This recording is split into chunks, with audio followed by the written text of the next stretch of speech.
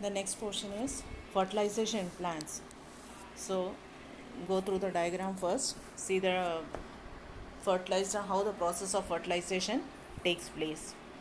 When I go step by step, you see the diagram and understand and follow it. Pollen grains reach the right stigma and begin to germinate. Right stigma means the same hybrid varieties or the same species, that is called as right stigma. So see the pollen grains on the top, the yellow color they have marked, that when it falls on that, what will happen? It reaches the correct stigma, the same species, and begin to germinate. Start germinating means it moves down. So it is shown in the through that style. See the stigma is in the top, pollen grains. From there it travels through the style and it reaches to the ovary. Pollen grains form a small tube-like structure, that is shown it as a yellowish color structure called as pollen tube, which emerges through the germ pore. So through the germ pore it emerges down through that and it goes near to the germ pore. The contents of the pollen grains move into the tube. So after that it will the what all is there in that pollen grains, it will move inside the tube. Pollen tube grows through the tissues of the stigma and style and finally reaches the ovule through the micropyle. See the micropyle opening down. In the previous class we have studied the structure of the pollen grains. That time I told there is a small opening called as micropyle, and through that through the pollen tube it reaches through the micropyle. Through the micropyle, and vegetative cell degenerates and generative cell divides to form two sperms. So vegetative cell will degenerate, that means it will disintegrate, or it will rupture off, and only the generative cells, what will happen, divides into two sperms, male. Okay, two sperms, male gametes are formed. After that, tip of the pollen tube bursts and the two sperms enter into the embryo sac. So tip of the pollen tube bursts open, and this what will happen, and this and the two sperms enter into the embryo sac. The two sperms will enter into the embryo sac. One sperm fuses with the egg. The one will be fusing with the egg and forms a diploid zygote. So one will be fusing with the egg and it forms a diploid zygote. And the other sperm fuses with the secondary nucleus, triple fusion, to form the primary endosperm nucleus, which is triploid in nature. Since the two types of fusion, syngamy and triple fusion, takes place in the embryo sac, the process is termed as double fertilization. It is a short answer. What is double fertilization, or why it is called as a double fertilization? Underline that. That means one sperm fuses with the egg, syngamy, and forms a diploid zygote, that is 2N.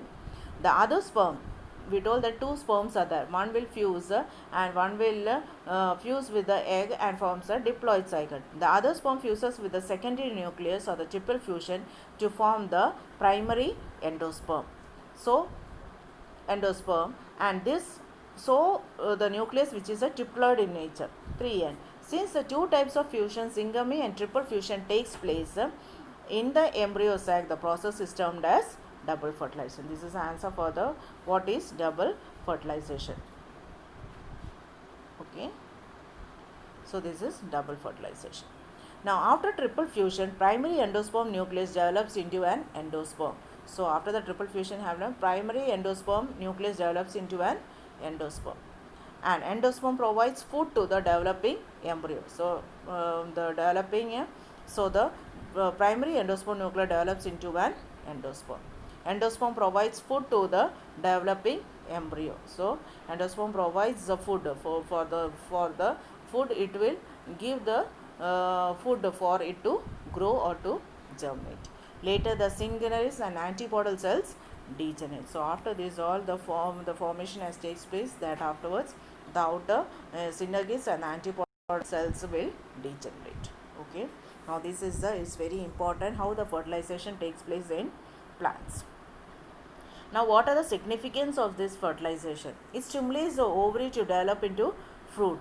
So after it has the fertilization takes place, what will happen naturally? The ovary will become into a fruit and the ovules will become the seeds.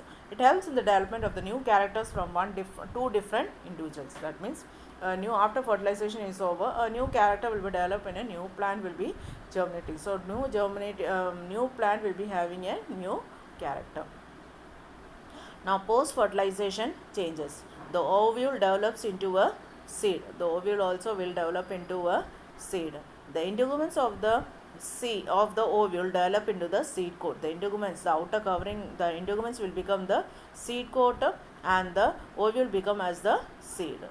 The ovary enlarges and develops into a fruit. The ovary will be developed into a fruit. So ovule will become the fruit, ovary will become the fruit, ovules will become the seeds, and the integuments of the ovules will become the what will become, it will become the integuments will become the seed coat.